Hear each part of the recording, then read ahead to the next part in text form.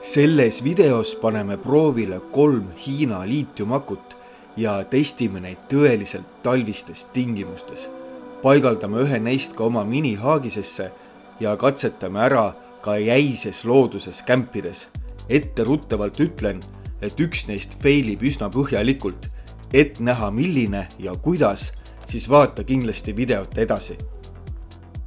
Minu esimesest liitiumaku review videost on nüüd tänaseks päevaks möödas umbes 3 aastat, aga taas olema siin teie ees oma elutoas. Mul on jälle 3 toodet siin laua peal, millest 2 on siis liitiumakut ja 1 on siis liitiumi baasil akukeskus. Need videovaatajad, kes on tulnud seda videot vaatama ikkagi sellepärast, et näha kauneid talviseid Eesti loodusvaateid, siis ma panen siia video alla nüüd kellaaja, kuhu saate video edasi kerida. Aga need, keda liitiumi teemad ikkagi huvitavad, siis vaadake mõnusalt videot edasi. Kusjuures etteruttavalt ütlen ma seda, et siia samma video alla panema kõigi nende 3 toote lingid ja ka nende kõigi 3 toote sooduskoodid. Nagu öeldud, siis oma esimest liitiumakut, seda PowerQueeni liitiumakut oleme meie kasutanud umbes 3 aastat ja kuigi kevadel, suvel ja sügisel ta töötab laitmatult, siis talvel on temaga väga palju probleeme. Tema põhiline miinus on siis selles, et tal on selline akukaitse, mis rakendub juba umbes 0 kraadi juures. Ehk kui väljas on ütleme -1 kraadi, siis rakendub selline asi nagu low temperature cut-off ja pinge aku klemmidel on 0 ja akut kasutada võimalik ei ole. Peale seda, kui olin teinud ära selle PowerQueeni video, siis võtsid minuga ühendust igasugused erinevad akutootjad, ütlesid, et Kaur, me saadame sulle enda aku ka, et testi see ka ära. Aga kui ma ütlesin neile, et tegelikult meie pere soovib siis seda akut kasutada ka talvel ja vahel isegi äkki siis, kui väljas on 20 kraadi miinust, siis kõik need akutootjad hüppasid alt ära ja ühtegi akut mulle ei saadetud. Aga seda kuni selle hetkeni, kui minuga võttis ühendust selline tootja nagu Li-Think ja nemad ütlesid, et Kaur, meil on täpselt selline aku nagu sulle vaja ja selle aku kasutamisel sul talvel mitte mingisuguseid probleeme ei teki. Ma ütlesin, et väga tore, pange see aku teele, aga ma usun teid alles siis, kui ma olen seda ka katsetanud. Niisiis, oleme lõpuks jõudnud siia meie lumisele terrassile. Väljas on umbes, mis siin on siis, peaaegu 10 kraadi külma. Meil on siin 3 akut, kõik on kurguni täis laetud. Plaan on selline, et jätame need akud nüüd ööseks siia õue. Öösel ennustab kuni 15 kraadi külma ja hommikul vaatame, et mis on siis saanud. Ilmselt paljud ütlevad, et mõõda kõigepealt ära akude energiamaht, et kas see vastab ka päriselt spekile ja siin ekraanil nüüd saate näha timelapsidena seda 3 mõõtmist ja võin öelda, et kõikide akude energiamahud vastasid spekile, aga see ei tähenda veel seda, et neid ka talvel kasutada saab ja sellele küsimusele saame vastuse nüüd mõne hetke pärast. Käes ongi järgmine päev. Öösel oli väljas peaaegu 19 kraadi miinust. Oleme taas minu terrassil ja mul on teie jaoks ette valmistatud mõned katsed. Aga kõigepealt lähme vaatame, et mis seis nende akudega siis parajasti on. Ühesõnaga, siit on näha, et õues on temperatuur praegu umbes 9 kraadi miinust. Temperatuur Li-Think aku pinnal 9 kraadi. Temperatuur PowerQueeni aku pinnal 9 kraadi miinust ja temperatuur Becroni pinnal, natuke soem, 5 kraadi miinust. Ilmselt ta on natuke kõrgem kui teised ja hommikupäike vist kergelt paistis talle peale. Esimese asjana näitan teile siis seda probleemi, millest ma teile enne rääkisin, et mis mul on siis seoses selle PowerQueeni akuga. Nagu näete, on siis selle PowerQueeni pinge hetkel ainult 6,32. See ei tähenda nüüd seda, et see aku oleks rikkis või et seda ei saaks edaspidi enam kasutada, kuid hetkel on selle kasutamine siis võimatu, selleks, et antud aku uuesti kasutusele võtta, tuleks ta viia tuppa, teda kergelt soojendada ja seejärel pinge taastub. Aga vaatame siis neid kahte ülejäänud akut, mis siis peaksid sellele temperatuurile paremini vastu pidama. Pecron ja Leathink. Esimese asjana vaatame siis, et kas me saame selle Pecroniga selle ventilaatori tööle. Aku keskus lülitas ilusti sisse, näitab, et on 100% täis.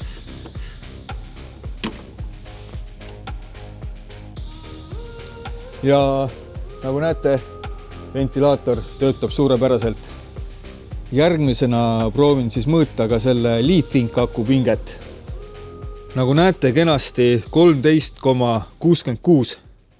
Ja nüüd ühendame siis sellele Leathink akule taha läbi inverteri siis ka selle sama ventilaatori.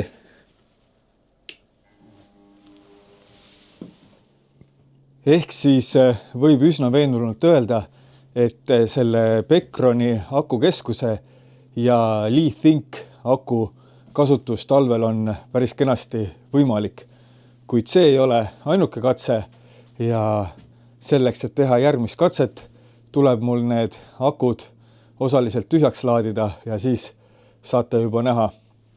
Kusjuures, kui nüüd mõni ütleb, et miks sa ei proovinud seda PowerQueeni akut selle inverteri taha, siis proovisin küll, ma näitan teile. Nii, PowerQueenil on inverter taga ja see isegi ei lülita sisse. Et sellest 6,3 voldist on ikkagi inverteri jaoks vähe. Teiseks katseks kasutame siis selle Leathink akuga kaasa tulnud 20 amprilist IP65 nutilaadjat. Liitiumakkudega on tegelikult niimoodi, et neid ei tohi miinuskraadidel laadida ja antud katsest langeb välja ka see Pecroni akukeskus, sellepärast, et kuigi teda võib kasutada kuni 20 miinuskraadini, siis laadima peab teda ikkagi tubastes tingimustes. Kuid nendel kahel akul siin, Leathink akul ja siis PowerQueen akul, mõlemal on sees auto heating funktsioon, mis tähendab siis seda, et kõigepealt, kui aku laadima panna, siis aktiveeruvad soojendavad plaadid. Need soojendavad plaadid soojendavad ülesse siis aku elemendid ja alles siis, kui aku laadimine on ohutu, siis algab see päris elementide laadimine. Mõõtsin ära selle väikese termomeetriga nende akude välistemperatuurid ja nüüd, kui ma panen külge siis selle liitiumaku laadja, siis peaks olema kohe näha, kuidas kõigepealt hakkavad need soojendavad plaadid tööle, temperatuur tõuseb ja seejärel siis peaks hakkama pihta ka ohutu laadimine.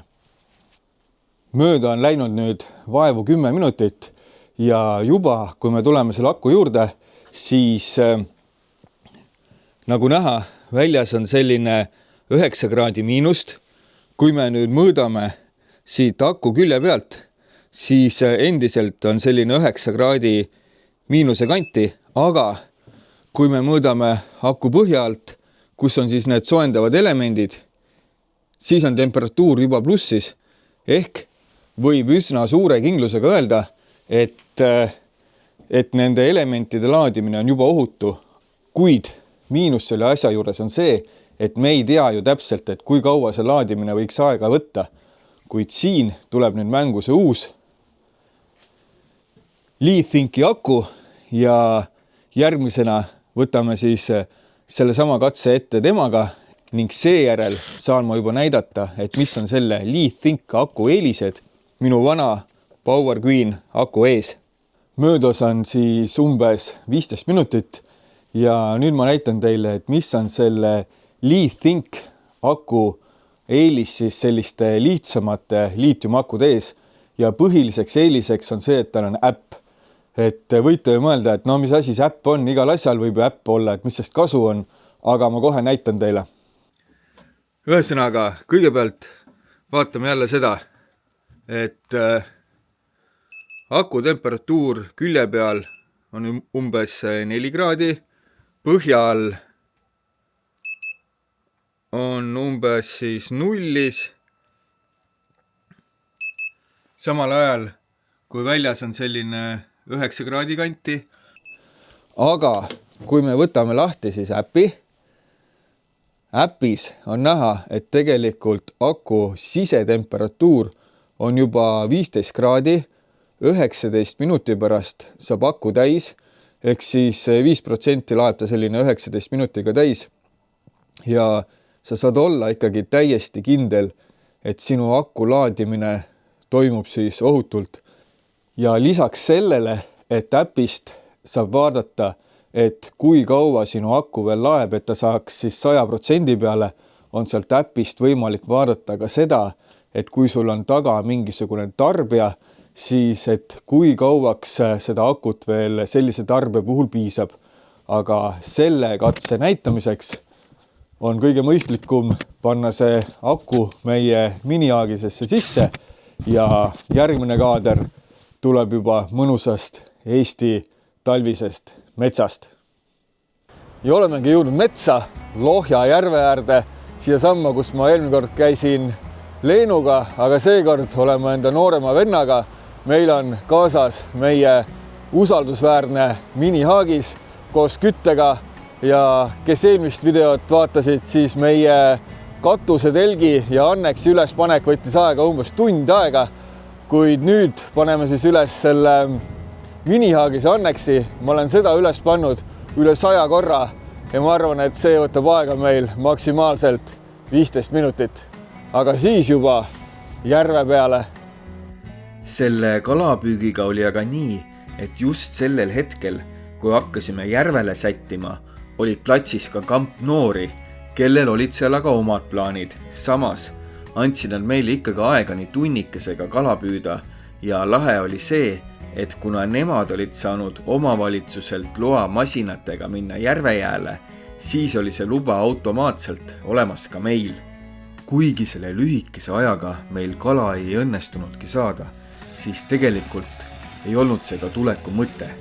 Asi, mida liitiumaku, diiselpuhuri ja minihaagise kombo pakub, on hoopis midagi muud kui lihtsalt ahvena püük. Lähedastega koos veedetud aeg on oluliselt rohkem väärt kui lihtsalt kotitäis kala.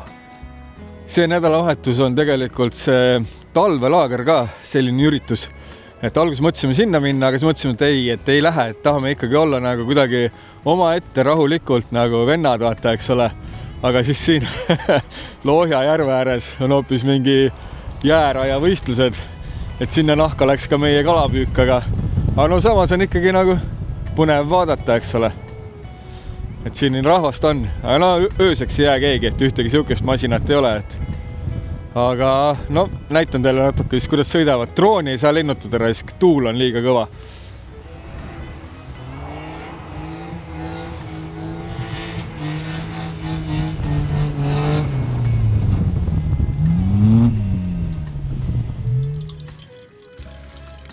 Eks selle minihaagisega matkates me oleme natuke nagu sellised outcastid, sellepärast, et kuradi need õiged haagise ja autoelamuga matkajad küsivad, et umbes, et kuhu sa ronid selle kastiga kuhugi metsa, et kus su WC on. Aga samal ajal jälle need päriselt sellised telgiga matkajad, et nendel on jälle see, et ütlevad, et see ei ole ju mingisugune õige looduses käimine, kui sul selline küttega haagis kaasas on. Aga et mingi hetk oma elus sa jõuad sellisesse kohta, et sa saad aru, et tegelikult ei ole üldse oluline, mis teised sinust arvavad. Et kõige olulisem on ainult see üks kamp ja nende arvamus ja see üks kamp on sinu pere. Aga neile, keda ikkagi need minikaaravaani teemad huvitavad, siis ma ütlen seda, et tegelikult on Facebookis selline grupp nagu Eesti minikaaravaani huvilised.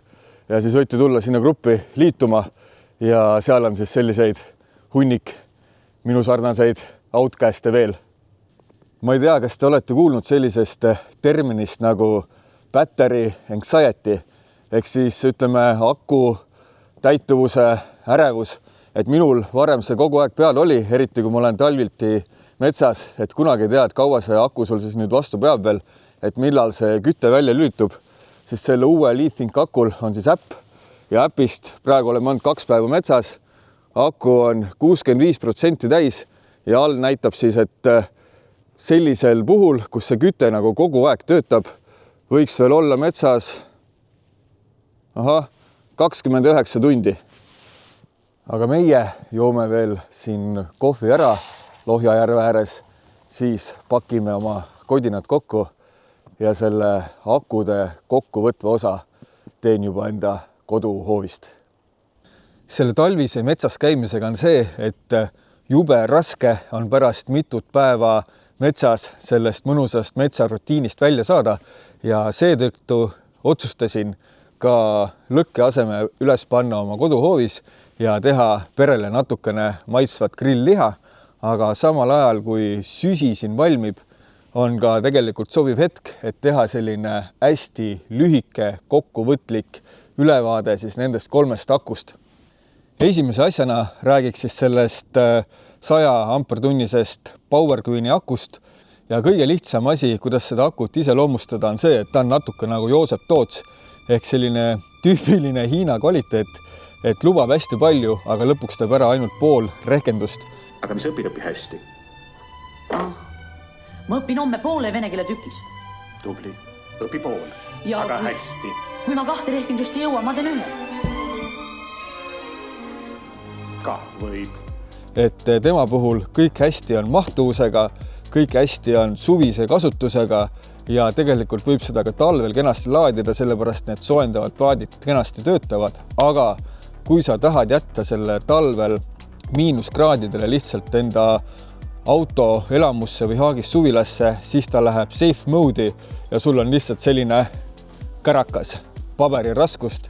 Ehk kuigi ta on neist 3 kõige odavam ja ei saa öelda, et ta on päris praak, siis mina selle aku ostmist siiski ei kaaluks ja edasi räägime siis neist 2 teisest akust ning selle tõstame lihtsalt kõrvale.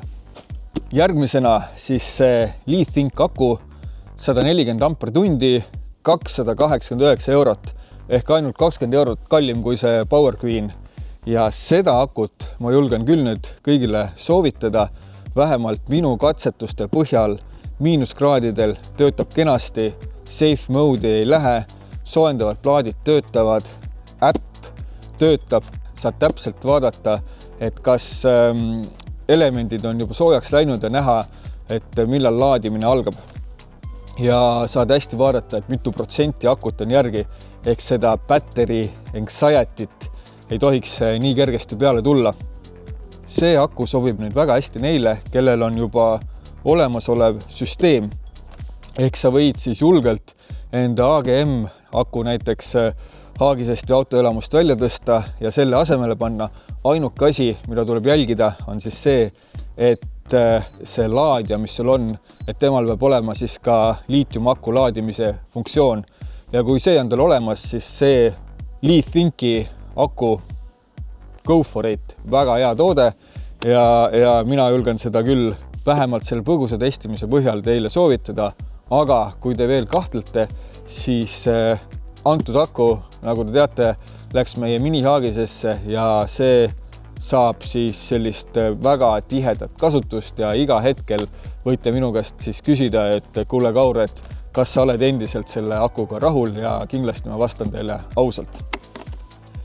Viimasena räägiks siis sellest Becroni akukeskusest.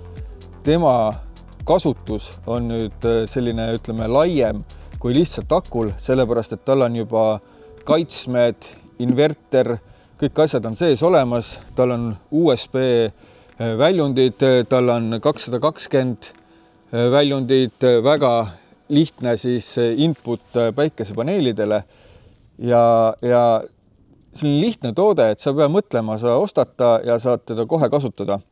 Nüüd, kui rääkida spetsiifiliselt talvisest kasutusest, siis on tal ka ikkagi mõni miinus. Nimelt tema miinus on see, et tal ei ole neid soojendavaid plaate.